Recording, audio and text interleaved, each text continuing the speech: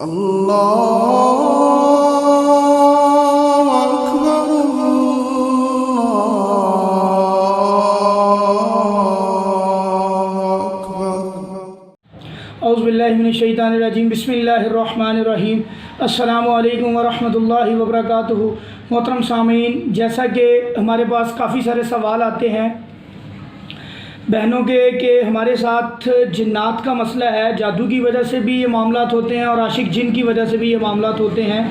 سوال یہ ہوتا ہے کہ ہمیں یہ محسوس کروایا جاتا ہے کہ جیسے کوئی جن ہمارے ساتھ زنا کر رہا ہے، اور زنا کرنے کے بعد کیا ہمارے اوپر غسل واجب ہو جاتا ہے؟ اگر یہ ایسا معاملہ ہمارے ساتھ ہوتا ہے، ہمیں ایسا خیال آتا ہے، ایسا وسوسہ آتا ہے، تو اس کے بعد کیا ہمارے اوپر غسل واجب ہو جاتا ہے، فرض ہو جاتا ہے، غسل کرنا بنتا ہے ہمارا یا نہیں بنتا؟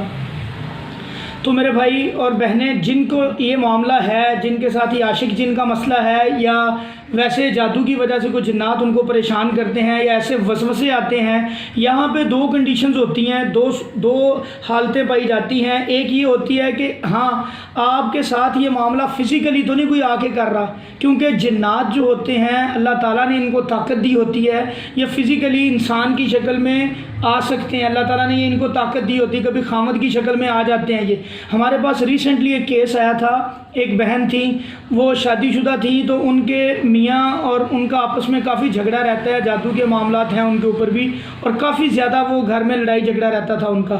تو ایک دن کیا ہوا کہ ان کے خامد آتے ہیں اور وہ بیچاری وہ بہن بتا رہی تھی کہ میں لیٹی ہوتی بیمار تھی، تو انہوں نے آ کے نا میری ٹانگیں دبانی شروع کر دی، میرے بھائی نے میرے خامد نے آ کے میری ٹانگیں دبانی شروع کر دی۔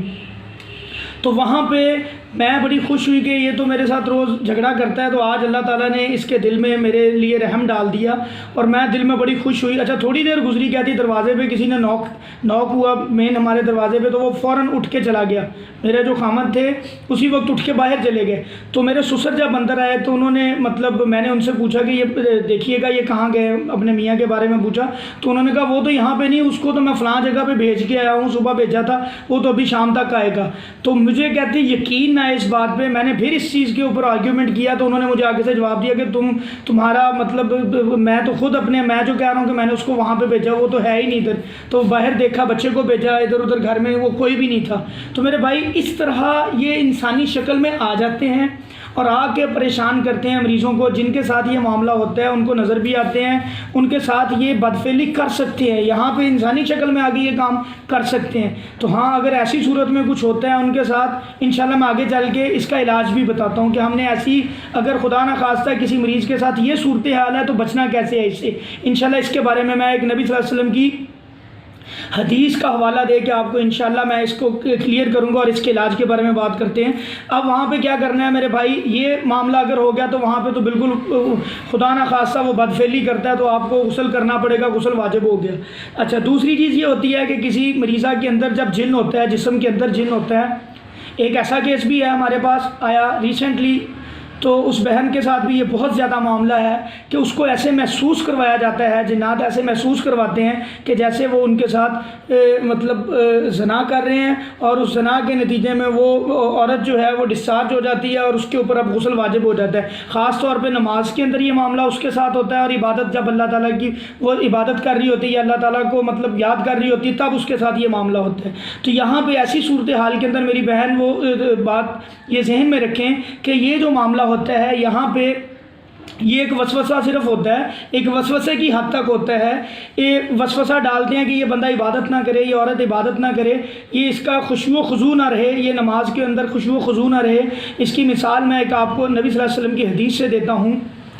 جب ہم لوگ وضو کرتے ہیں تو نبی صلی اللہ علیہ وسلم نے فرمایا جب ہمارا وضو مکمل ہو جاتا ہے، ہم پاؤں دھو لیتے ہیں، اس کے بعد نبی صلی اللہ علیہ وسلم نے فرمایا مرد اور عورت کیا کریں، چلو ایک پانی کا لے کے اپنی شرمگاہ کے اوپر اس کو پھینکیں۔ اس لیے پھینکیں کہ کیونکہ جب ہم نماز کے اندر ہوتے ہیں، حالت نماز میں ہوتے ہیں، تو شیطان ہمارے دماغ میں، ہمارے دل میں وسوسہ ڈالتا ہے کہ تمہارا پیشاب کا قطرہ نکل گیا۔ جب آپ نے یہ پانی اپنا نفس کے اوپر، اپنی شرمگاہ کے اوپر پھینکا ہوتا ہے تو اس سے کیا ہوتا ہے کہ انسان کا دھیان خیال اس طرف نہیں جاتا۔ یہ اللہ کے نبی نے اس چیز کے اندر بھی مصلحت بتائی کہ آپ وہ پھینک لیں گے تو آپ کا دھیان اس طرف جائے گا ہی نہیں، آپ آلریڈی وہ جگہ گیلی ہوگی، آپ کو محسوس نہیں کروا سکے گا شیطان۔ تو میرے بھائی یہ وسوسہ شیطان ایسے بھی ڈالتا ہے، نماز نماز کے اندر کہ تیرا پیشاب کا قطرہ نکل گیا اب تو دوبارہ وضو کر، تو اس میں نماز سے خشوع خضوع ختم ہو جاتا ہے. کچھ لوگ تو نماز ترک کر دیتے ہیں، دوبارہ وضو کر کے آتے ہیں پھر نماز پڑھتے ہیں، تو میرے بھائی ان کی جماعت بھی چلی جاتی ہے. تو یہاں پہ نبی صلی اللہ علیہ وسلم نے ہمیں یہاں پہ بھی بتا دیا کہ یہ ایک وسوسہ ہوتا ہے، یہ وسوسے کی حد تک ہوتا ہے.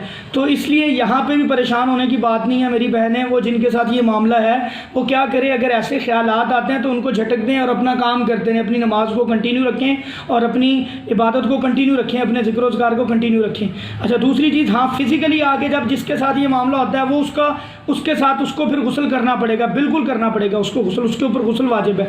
اچھا دوسری چیز یہاں پہ یہ ہوتی ہے، یہاں پہ دیکھیں ایک صحابی تھے، وہ جب نماز پڑھتے تھے تو ان کے ساتھ آ کے ایک بندہ نماز پڑھتا تھا اور اس کی نماز پڑھنے کا اتنی نماز کے اندر اتنا خشوع و خضوع ہوتا تھا کہ صحابی کہتے ہیں کہ مجھے اپنی نماز اس کے سامنے حقیر نظر آتی تھی. تو انہوں نے جا کے نبی صلی اللہ علیہ وسلم سے ذکر کیا کہ یا رسول اللہ میرے ساتھ ایک بندہ بازو میں کھڑا ہو کے نماز پڑھتا ہے روزانہ اور بڑے خشوع و خضوع کے ساتھ نماز پڑھتا ہے، تو میں اپنی نماز مجھے اس کے سامنے بڑی حقیر نظر آتی. تو نبی صلی اللہ علیہ وسلم نے اسے کیا فرمایا؟ نبی صلی اللہ علیہ وسلم نے فرمایا کہ تو ایسا کیا کر، جب تو نماز پڑھے تو تو پہلی رکعت کے اندر سورہ فاتحہ کے بعد سورہ بقرہ کی آخری 2 آیات کی تلاوت کیا کر. تو لو جناب جب اس نے یہ کام کیا، صحابی نے یہ کام کیا، اسی دن وہ بندہ جو ان کے ساتھ کھڑا ہوتا تھا وہ وہاں سے غائب. جا کے نبی صلی اللہ علیہ وسلم کو بتایا تو نبی صلی اللہ علیہ وسلم نے فرمایا کہ یہ شیطان تھا، یہ تیری نماز کے اندر خلل ڈالنے کے لیے کھڑا ہوتا تھا کہ یہ اپنی نماز کے اوپر کنسنٹریٹ نہ کر سکے.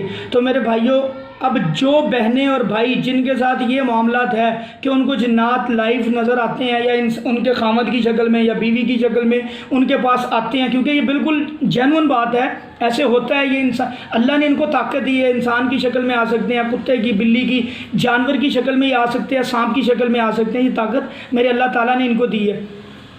وہ میری بہنیں اور وہ بھائی کیا کریں جن کے ساتھ یہ معاملہ ہوتا ہے کہ کیونکہ دیکھیں ان کو پتہ ہوتا ہے کہ میرے ساتھ جادو جن کا مسئلہ ہے، وہ جب بھی ان کے خامد آئیں تو ایک دفعہ آیت الکرسی پڑھ لیں اونچی آواز میں اور ایک دفعہ سورہ بقرہ کی آخری 2 آیات کی تلاوت کریں. اللہ کے فضل سے اگر تو وہ شیطان ہوا انشاءاللہ وہ اسی وقت غائب ہو جائے گا، بھاگ جائے گا، ان کے قریب نہیں آ سکے گا. اگر وہ واقعی ان کے میاں ہوں گے تو وہ یہ معاملہ بالکل ٹھیک رہے گا. یہ میرا بھائی اس کا علاج ہے، اس کو یاد رکھیں. بقایا اپنے جادو کا یا اس جنات کا مسئلہ جو ہے اس کا مکمل اچھے طریقے سے کسی اچھے معالج سے علاج کرائیں. خود بھی کر سکتے ہیں جو پڑھائی ہم پچھلے پروگرامز کے اندر، میں نے ایک جن کے زنا کرنے کے اوپر ایک ہم نے پروگرام بنایا پیچھے، اور عاشق جن کے اوپر، اس عاشق جن والے پروگرام کے اندر پڑھائی بھی ہم نے بتائی ہے. اس پڑھائی کو آپ کنٹینیو رکھیں. ہاں اس سے اثر نہیں ہو رہا، آپ سے خود پڑھا نہیں جا رہا، آپ کو تکلیف اس کی شدت زیادہ ہے، تو آپ کسی اچھے معالج سے رابطہ کریں. ہمارے پاس بھی آپ آ سکتے ہیں، الحمدللہ ہم بھی علاج کرتے ہیں اس کا. تو اللہ تعالیٰ انشاءاللہ آپ کو شفا دیں گے انشاءاللہ. تو جب آپ کے ساتھ ایسا معاملہ ہو تو یہ کام کرنا چاہیے. دوسری چیز یہاں پہ ایک اور بہت اہم چیز ہے کہ میرے بھائی نبی صلی اللہ علیہ وسلم کی حدیث ہے کہ جب میاں بیوی ہم بستری کرتے ہیں تو ان ہم بستری کرنے سے پہلے اگر وہ ہم بستری کی دعا نہیں پڑھتے تو شیطان اس ہم بستری میں شامل ہوتا ہے اور سبقت لے جاتا ہے. نبی صلی اللہ علیہ وسلم کیا فرما رہے ہیں کہ وہ اس مرد کے اوپر سبقت لے جاتا ہے. تو میرے بھائی میری بہنیں جو شادی شدہ، یہ ان کے لیے خاص میری بہن بھائی وہ اس چیز کو اپنے دماغ میں بٹھا لیں کہ وہ دعا لازمی پڑھیں. جب بھی ہم بستری کرتے ہیں دعا لازمی پڑھیں، اس سے پہلے دعا لازمی پڑھیں. انشاءاللہ اللہ کے نبی نے فرمایا کہ جس بندے نے دعا پڑھی ہوگی اللہ تعالیٰ اس ہم بستری کے نتیجے میں اگر اولاد دیں گے وہ انشاءاللہ پوری زندگی شیطان کے شر سے محفوظ رہے گی. اللہ تعالیٰ نیک اور صالح اولاد ہوگی، شیطان کے شر سے اللہ اس کو محفوظ کر لیں گے. تو میرے بھائی اس چیز کے اوپر عمل کریں تاکہ وہاں پہ بھی شیطان اپنا حصہ نہ ڈال سکے. اللہ تعالیٰ کے فضل سے اللہ میں عمل کی توفیق عطا فرمائے. دین کو سیکھیں، دین کو سمجھیں اور اس کے اوپر عمل کریں میرا بھائی. انشاءاللہ یہ معاملات جو ہیں اگر ہم دین کے اوپر چلیں گے تو ہمارے ساتھ انشاءاللہ یہ پیش نہیں آئیں گے. جب ہم دین سے دور ہٹیں گے، نبی صلی اللہ علیہ وسلم کی سنتوں سے دور ہٹیں گے تو یہ معاملات، یہ پریشانیاں ہمارا مقدر بنیں گی، بالکل بنیں گی، کیونکہ یہ دین کی دوری کی وجہ سے یہ معاملات ہوتے ہیں. تو اللہ تعالیٰ ہم سب کو عمل کرنے کی توفیق عطا فرمائے. السلام علیکم ورحمۃ اللہ.